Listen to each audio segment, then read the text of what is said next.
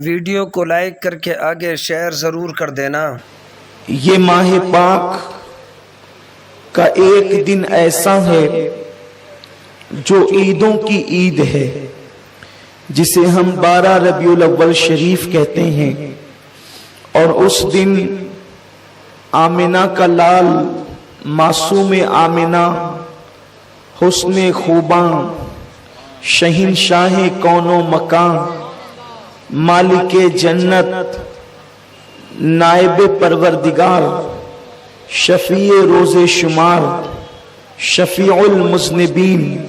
سید المعصومین انیس الغریبین رحمت للعالمین طٰہٰ و یاسین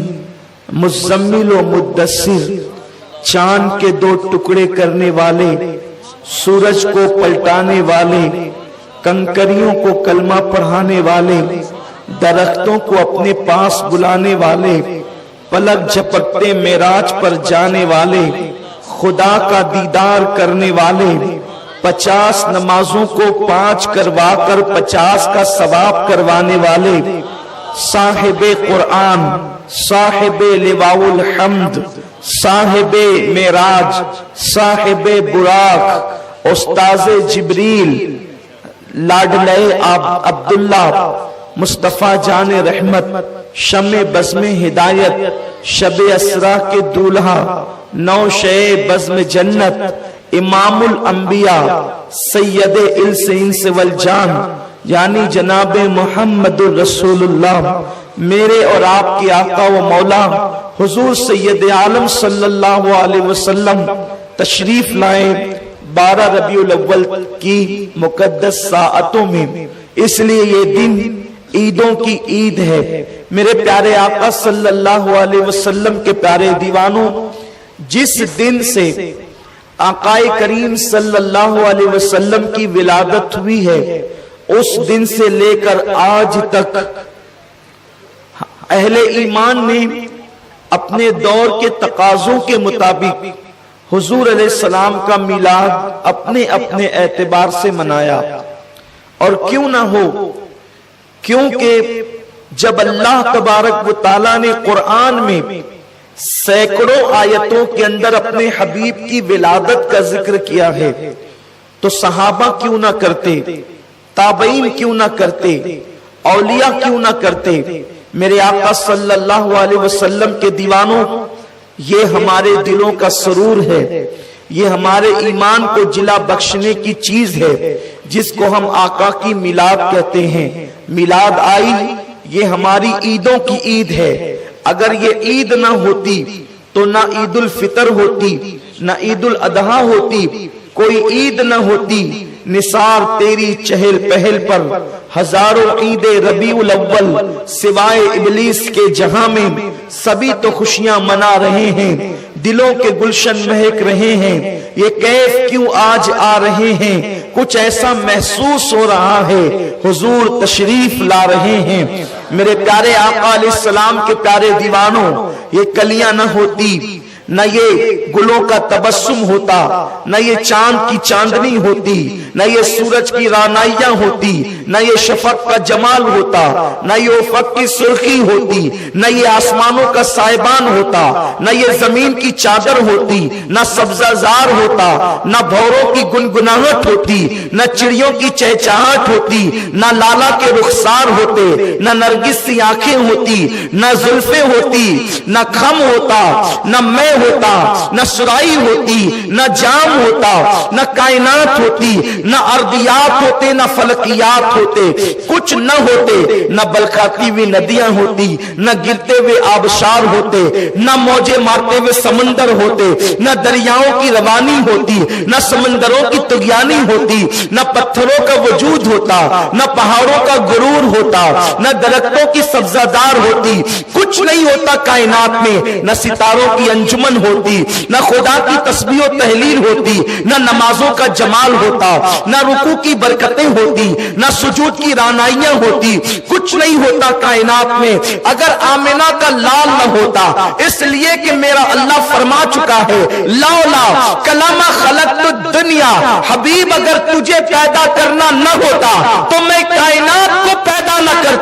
وہ وجہ کن فکا ہے، وہ وجہ تخلیق کائنات ہے جسے آمنہ کا لال کہتے ہیں، کیونکہ میرے اللہ نے فرمایا کنت کنزا مخفیا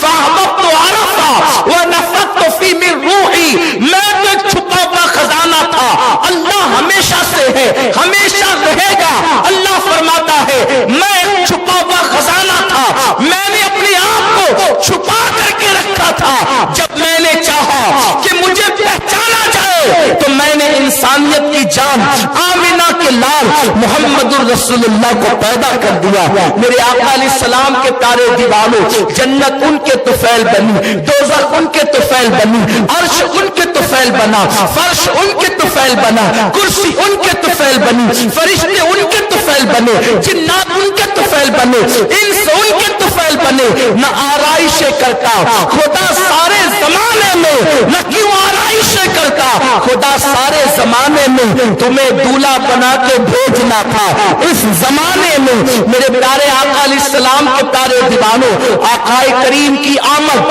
حضور سید عالم کی آمد تخلیق کائنات کی وجہ ہے، وہ وجہ تخلیق کائنات ہے۔ اللہ اکبر، قرآن کا نزول نہ ہوتا اگر وہ نہ آتے، خدا کا دیدار ہمیں نصیب نہ ہوتا جنت میں اگر ان کا وجود پاک نہ ہوتا، اللہ کی معرفت نہ ہوتی اگر وہ نہ آتے۔ یاد رکھیں یہ گفتگو تو انشاءاللہ آگے پھر کبھی ہوگی۔ آج جو میرا عنوان ہے ہم میلاد کیوں نہ منائیں، میں اس پر آج گفتگو کرنا چاہتا ہوں۔ اپنے بیگانے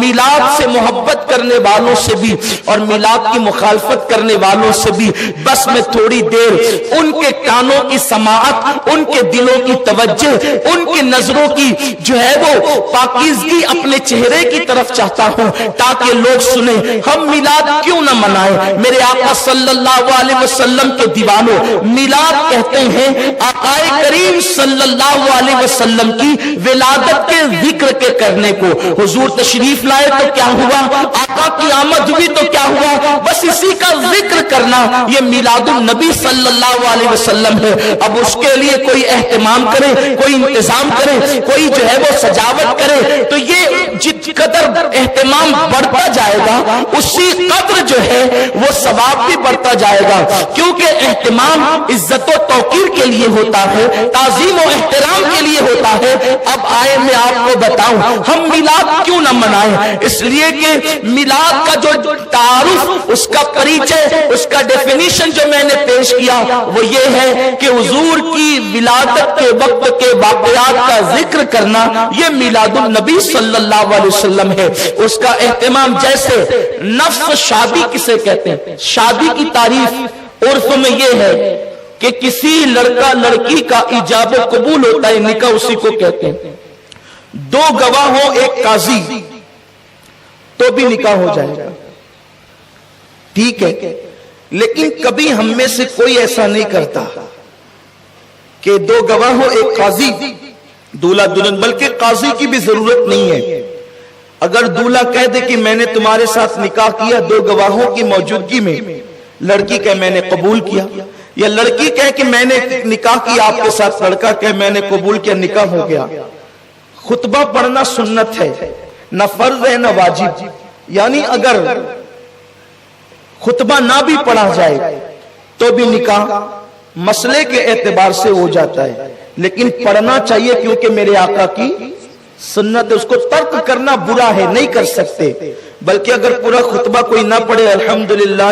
نحمدہ ونستعینہ وہ جو سنتے ہیں، صرف خطبے کی نیت سے کوئی الحمدللہ رب العالمین بھی کہہ دے،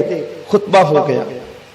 یہ ایک مسئلہ میں نے بتایا آپ کو، اگر آپ کو تھوڑا سا اچھمبا لگے تو آپ بار شریعت دیکھ لیں، بہت آسان سی کتاب ہے بار شریعت، آپ کو یہ مسائل سب اس میں مل جائیں گے۔ لیکن کوئی ایسا نہیں کرتا، کیوں نہیں کرتا؟ اگر آپ اس طریقے سے نکاح کریں گے، جب بعد کے لوگوں کو پتا چلے گا تو لوگ کہیں گے کہ یہ حادثہ ہوا کب، اس لیے ہم ایسا نہیں کرتے۔ کیوں نہیں کرتے؟ اس لیے کہ یہ ایک اچھی چیز نہیں ہے، یہ تہذیب کے بھی خلاف ہے، تمدن کے بھی خلاف ہے، شرافت کے بھی خلاف ہے۔ کیونکہ اگر آپ اس طرح چوری چوری چپکے نکاح کریں گے تو لوگ کہیں گے کہیں کوئی گڑبڑ تو نہیں ہوئی تھی کہ کبھی بھی نکاح ہو گیا۔ اس لیے ہم کیا کرتے ہیں؟ منڈپ لگواتے ہیں جسے ہم شامیانہ کہتے ہیں، لیکن اس شامیانے کو عامیانہ انداز میں ہم منڈپ کہتے ہیں۔ تو منڈپ لگاتے ہیں، اسٹیج ہوتا ہے، دیگیں پکتی ہے، رکے بیٹھتے ہیں، لوگ مدعو ہوتے ہیں، امیر غریب چھوٹے بڑے سب آتے ہیں، کہیں درجنوں میں، کہیں سینکڑوں میں، کہیں ہزاروں میں، اور نکاح ہوتا ہے۔ یہی تو ہوتا ہے۔ منڈپ کا شادی سے کوئی تعلق نہیں ہے، لیکن منڈپ اس لیے لگتا ہے کہ مہمان آئیں گے تو دھوپ میں تو نہیں بٹھائیں گے۔ اگر دھوپ میں بٹھائیں گے تو لوگ کہیں گے کہ یہ آدمی جو ہے یہ لوگوں کی عزت کرنے سے ناواقف ہے، اسے پتہ نہیں ہے کہ تعظیم کسے کہتے ہیں۔ لوگ آئیں گے تو چٹائی پر بھی بیٹھ سکتے ہیں، لیکن ہم کرسیاں لگاتے ہیں۔ آ کر ہم لوگ پانی پی کے بھی چلے جاتے ہیں، لیکن ہم شربت پلاتے ہیں۔ شربت بھی صرف شکر اور پانی سے مل کے شربت بن جاتا ہے، لیکن ہم اس میں دودھ ڈالتے ہیں، اس میں خوشبو ڈالتے ہیں، سینٹ ڈالتے ہیں، وغیرہ وغیرہ۔ میں کوئی آپ کو شربت بنانے کی ترکیب بتانے نہیں بیٹھا، صرف ایک ہلکی سی تمہید چاہتا ہوں کہ آپ کی توجہ میری طرف ہو جائے۔ یہ سب اس لیے ہوتا ہے، حالانکہ نکاح سے اس کا کوئی تعلق نہیں ہے، نہ شربت کا، نہ منڈپ کا، نہ دیگ کا، نہ کھانے کا، نہ کرسی کا، کوئی تعلق نہیں ہے۔ اگر اس سے ہٹ کر بھی آپ کریں تو بھی نکاح ہو جائے، ٹاٹ پٹی پہ بیٹھے تو بھی ہو جائے، شربت نہ ہو تو بھی ہو جائے، منڈپ نہ ہو تو بھی ہو جائے، لیکن آپ آنے والے مہمان کی عزت کی خاطر اچھے سے اچھا انتظام کرتے ہیں، تاکہ آنے والے کو پتا چلے کہ جس کے گھر کی شادی میں جا رہے ہیں وہ کوئی پٹیچر یا جاہل نہیں ہے، مہمانوں کی قدر جانتا ہے، مہمانوں کا احترام جانتا ہے، مہمانوں کی تکریم جانتا ہے۔ اور حضور علیہ السلام کا فرمان ہے، جو اللہ اور یوم آخرت پہ ایمان رکھتا ہو وہ مہمان کی تکریم اور تعظیم کرے۔ خدا کی قسم یہ نہ فرض ہے نہ واجب، اللہ اکبر، لیکن تکریم مہمان کا حکم ہے، اس لیے سب کچھ کرتے ہیں۔ میلاد بس اتنی ہے، میلاد بس اتنی ہے کہ حضور کی آمد کا ذکر کیا جائے، لیکن چونکہ آنے والا اس قدر شان و شوکت والا ہے